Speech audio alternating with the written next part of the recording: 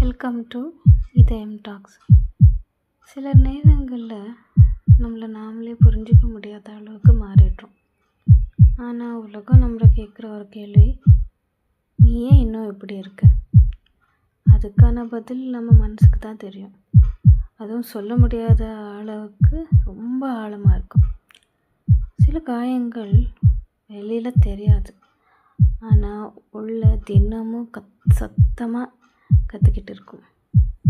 அதே மாதிரி சில வார்த்தைகள் யாரும் கவனிக்காமல் பேசிடுவாங்க, ஆனால் அது நம்ம மனசில் ரொம்ப நாளாக நிற்கும்.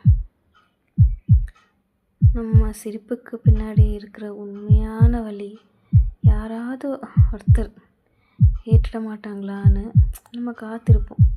ஆனால் அந்த ஒருத்தர் வரவே மாட்டாங்க. அப்புறம் என்ன நடக்க தெரியுமா? நம்ம நாமளையே யோசித்து நமக்கு நாமே பேசிக்க ஆரம்பிச்சிடுவோம். அப்புறம் நம்ம கண்ணீருக்கு நம்மளே ஆறுதல் சொல்லிக்குவோம்.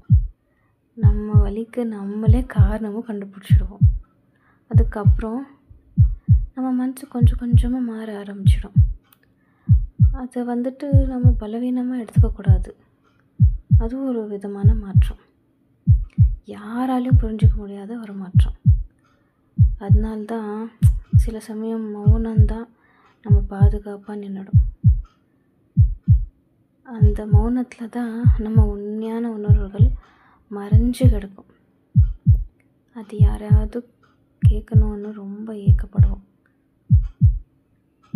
ஒருவேளை இது உங்களோட கதையாக இருந்தால்